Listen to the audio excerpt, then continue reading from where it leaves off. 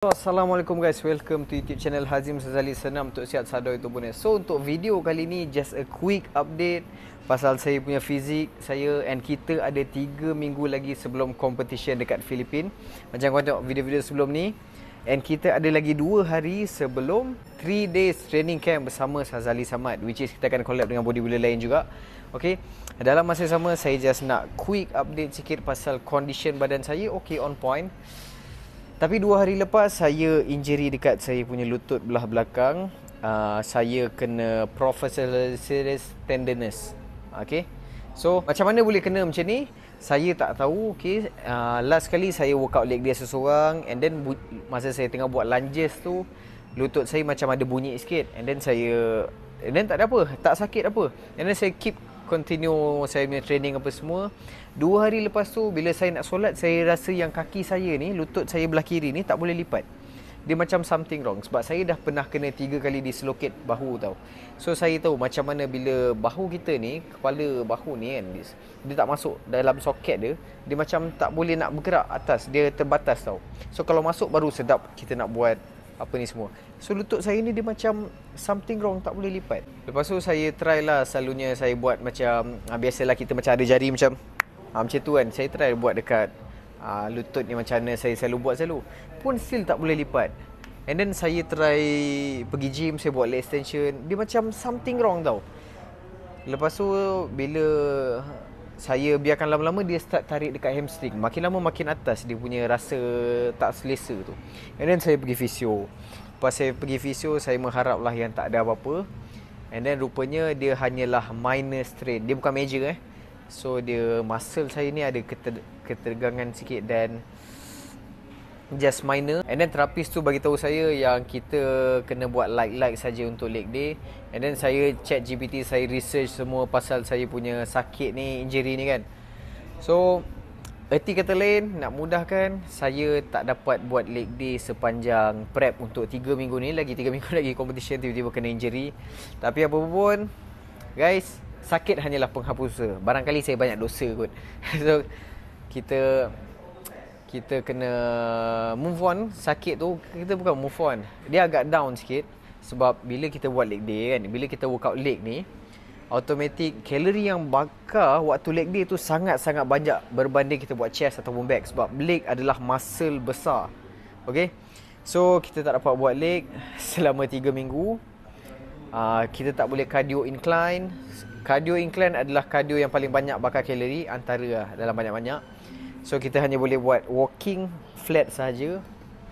Kita tak boleh buat stepper, kita tak boleh buat squat, leg press, stiff leg tak boleh buat. Banyak benda terjejas. Okay, so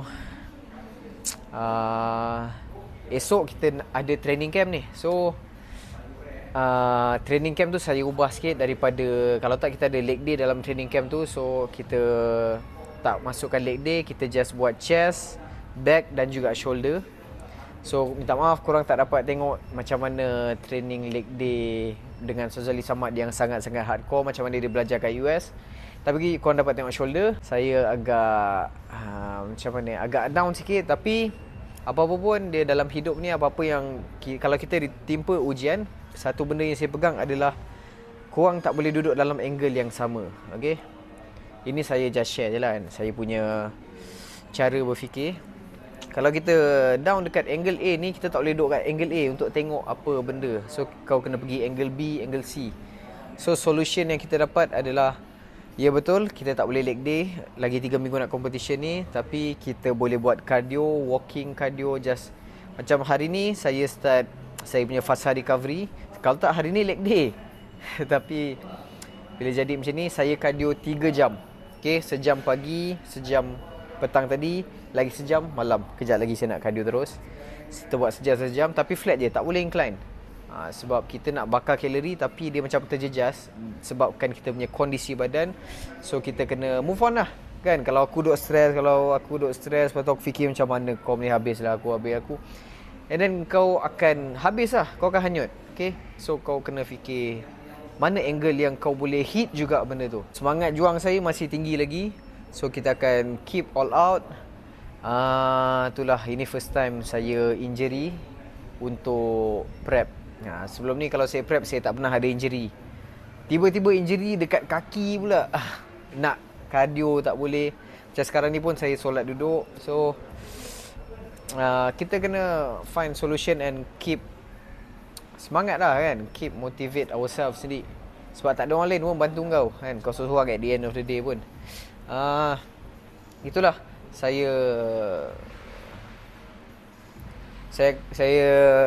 totally dia macam terkejut jap. Lepas tu kita macam okay, benda dah jadi, so what's next kan. So kita ubah jadual kita daripada leg day seminggu 2 kali. Saya terus ubah upper body, tapi kita include cardio jalan yang sangat banyak. And then active rest day kena banyak. Sebab kita nak burn kalori tu dari sebelum ni senang nak burn kalori. Leg day 2 kali seminggu, banyak gila kalori kau burn. Lemak kau pun akan turun dengan mudah.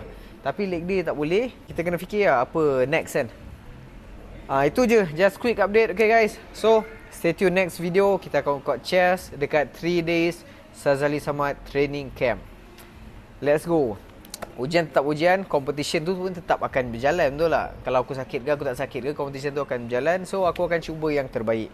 Okay guys, saya tak akan buatkan ini alasan Contoh kalau saya contoh kan, kalau one day saya kalah kan, kita tak, ini bukan alasan.